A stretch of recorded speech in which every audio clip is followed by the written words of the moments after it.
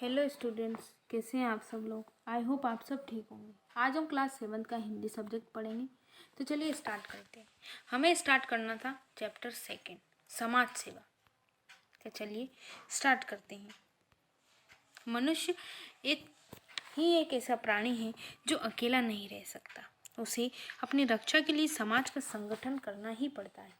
यूँ तो और भी कई प्राणी हैं जो अपना दल बनाकर रहा करते हैं, परंतु उन प्राणियों के दल और मनुष्य के समाज में यह भेद है कि मनुष्य ने अपनी बुद्धि द्वारा अपने सामाजिक जीवन का निरंतर विकास किया है। देश, काल और अवस्था के अनुकूल उसने अपने समाज में यथेष्ट परिवर्तन किए हैं और ऐसे ही परिवर्तन अब भी होते जा रहे हैं। इसी से मनुष्य समाज उन्नतिशील है और अन्य प्राणियों का दल सैकड़ों वर्षों के बाद भी अपनी स्थिति में कोई उन्नति या परिवर्तन नहीं कर सका। अपनी उन्नति के लिए एक साथ मिलकर काम करने की प्रवृत्ति से प्रेरित होकर जो दल बनाया जाता है उसी को हम समाज कहते हैं। समाज के भीतर समता का भाव रहना आवश्यक है। जहाँ समता का अभाव है वहाँ समाज में दृढ़ता नहीं है, क्योंकि किसी प्रकार की असमानता होने पर, भेदभाव होने पर पारस्परिक ईर्ष्या, द्वेष आदि भाव अवश्य होते हैं। तब उनसे फूट भी पैदा होती है और एकता का नाश होने पर समाज की अवनति भी होगी।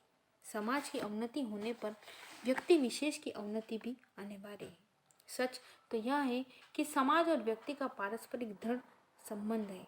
एक की उन्नति दूसरे की उन्नति है। समाज की उन्नति होने से व्यक्ति की उन्नति होगी और व्यक्ति की उन्नति से समाज की उन्नति होगी।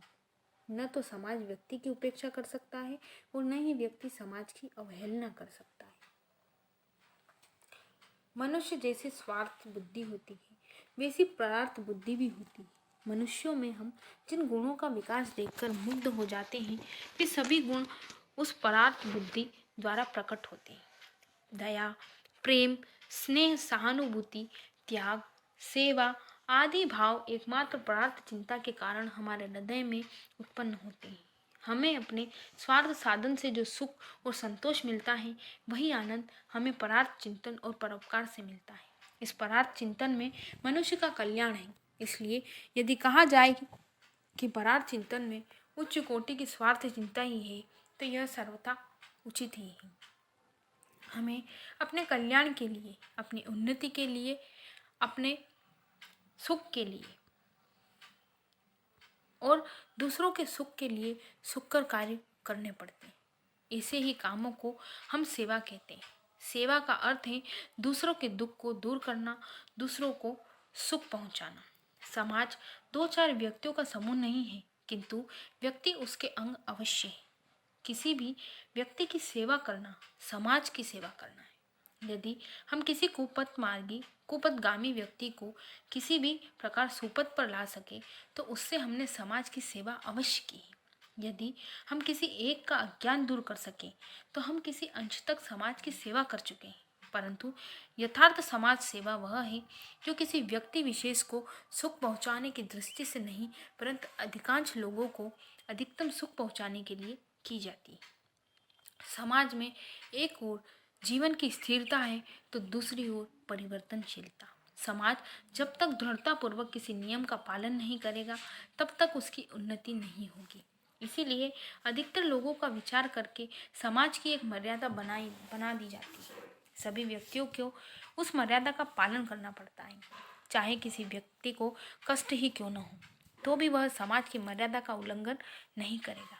यदि वह ऐसा करेगा तो समाज द्वारा निंदनीय होगा। अधिक की भलाई का ध्यान रखकर हमें उसके लिए एक की भलाई की चिंता छोड़नी पड़ती। परंतु कुछ समय के बाद अवस्था विशेष में परिवर्तन होने के कारण समाज में दोष उत्पन्न हो जाते हैं। तब उन दोषों को दूर करने के लिए समाज की मर्यादा भंग करनी पड़ती है और फिर नई मर्यादा बनानी पड़ती है। जो लोग समाज को नए पद का दर्शन कराते हैं उन्हें कष्ट सहना पड़ता है। सभी तरह के कष्टों को सहन करके वे समाज कल्याण के लिए अपने कार्यों में दृढ़तापूर्वक लगे रहते हैं। अंत में अपनी सत्यता के कारण उन्हें विजय लाभ होता है और वे समाज के सुधारक कहे जाते हैं। वे सभी समाज के सेवक होते हैं। समाज में समता का अभाव होने पर भी सर्वत्र विषमता देखी जाती है। समाज में दीनों और दुखियों का अभाव नहीं रहता। कुछ लोग अंगहीन होने के कारण असहाय होते हैं, तो कुछ लोग बिल्कुल अनाथ हो गए हैं। कुछ लोग तो अज्ञ होते हैं, कुछ लोग कुपदगामी होते हैं। इन सबकी सेवा करना, इन सबके हित के लिए काम करना समाज सेवा है। इस देश के समाज में आजकल गरीबों के उत्थान की जो चेष्टा की जा रही है, वह समाज सेवा ही है। उसी प्रकार नारियों की दुर्व्यवस्था दूर करने के लिए या कुष्ठ आदि रोगग्रस्त लोगों की यातनाएं दूर करने के लिए चेष्टाएं की जा रही हैं। ये सभी समाज की सेवाएं हैं। देश के सभी सक्षम नवयुवकों का यह कर्तव्य है कि वे ऐसी सेवाओं में भाग लें। इससे समाज की उन्नति होगी, साथ ही साथ अन्य लोगों में उच्च गुणों का विकास होगा। इसलिए हमारे शास्त्रों में कहा गया है, पर सेवा से बढ़कर कोई सेवा नहीं। तो यह लेसन हमारा यहीं एंड होता है। मिलते हैं अगले वीडियो में नए लेसन के साथ। तब तक के लिए goodbye and take care.